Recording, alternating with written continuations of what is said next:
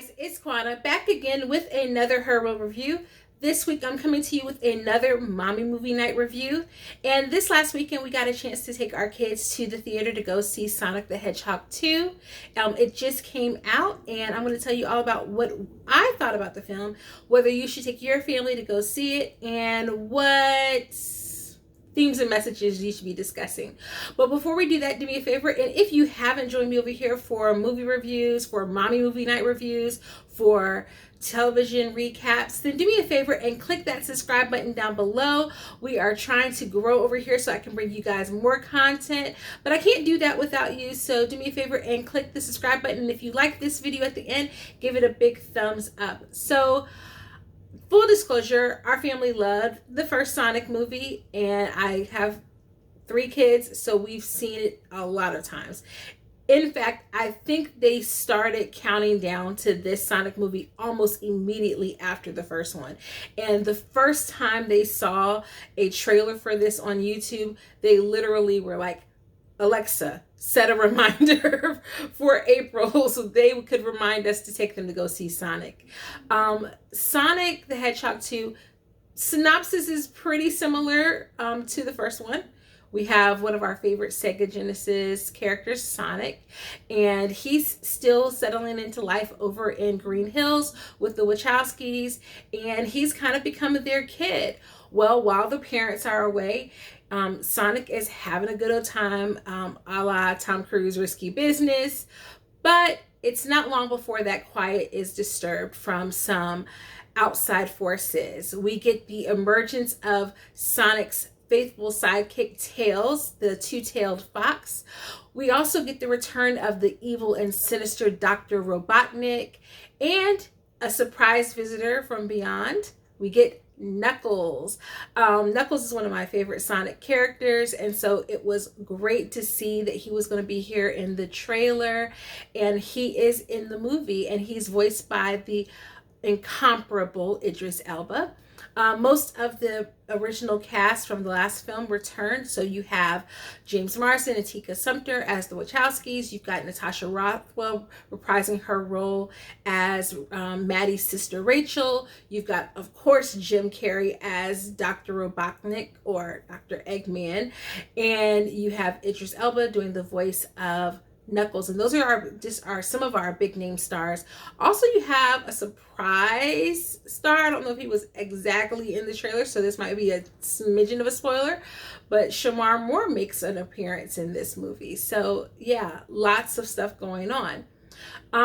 Some of the themes and messages of this movie that were really just so wholesome, and we loved our kids being able to see this on screen, were just the idea of honesty and friendship and loyalty, what it means to be a good friend, how we make friends. But there's also some themes around family, which were really touching moments of the movie.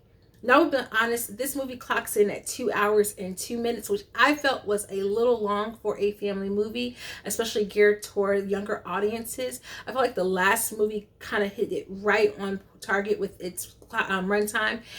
And I'll be also a little bit honest, a lot of that major runtime increase that we got was because of the human storylines that I don't think needed to be added into this movie. A lot of it was just a mechanism for having Sonic be on his own so he could encounter Tails, Knuckles, and Dr. Robotnik. And I feel like they could have found a way to tell that in a more streamlined, organic way without giving so much screen time to the humans. We, of course, have the Wachowskis who are going to be there trying to help protect Sonic and save Sonic from the government. And I feel like their presence was necessary, but I didn't feel like some of the other storylines were as necessary. And for that, it kind of takes it down a smidgen for me. In terms of graphics, you know, after the first faux pas, when they released that original artwork for Sonic, they've gotten it right so far. The graphics are bright, they're shiny, they're flashy, there's tons of explosions, tons of high energy to keep kids entertained. We have 2 boys who tend to be really restless, and they were able to stay focused for most of the movie. But again, some of the adult dialogue that was going on, they just didn't care for it. It wasn't anything that grabbed them. They do tell some jokes that are slightly risque, geared toward adults, where the adults would know the word that they were replacing. Maybe the kids wouldn't. And there is one word that I was kind of surprised to hear, just because it didn't fit.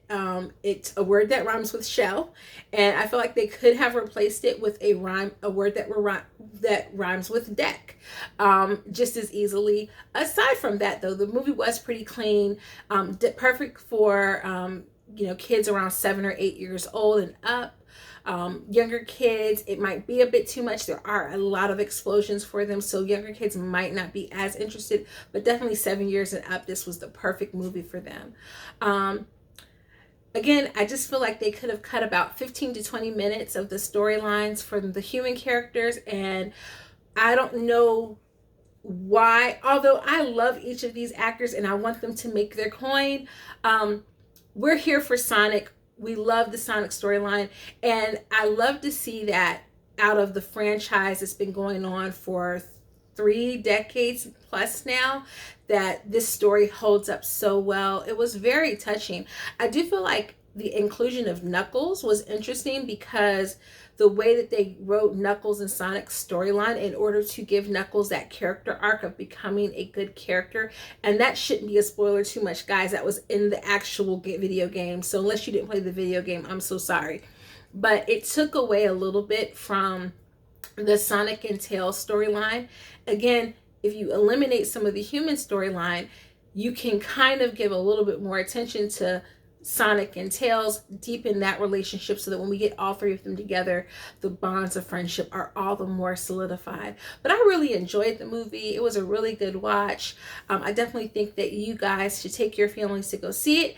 I would give Sonic the Hedgehog 2 definitely an A-. Let me know down below in the comments what you think. Did you enjoy the first one? Have you already seen the second one? And if you haven't, do you plan to go take your family to go see it? Let me know. And don't forget to stay around through the credits. There is a post-credit scene that several people in our theater walked out on. I think by now, guys, we all know if you're going to go see a adventure-based movie, everyone's borrowing from the Marvel formula of leaving a post-credit scene. So just stick around a few minutes just to see if there is one. There's one in this one, so don't forget to check that out. If your kids are familiar with Sonic X or Sonic Boom, they're going to be so excited about that post-credit scene. But that's all I have for you guys in this video. And don't forget to hit the subscribe button, and I'll see you guys in the next video. Toodles!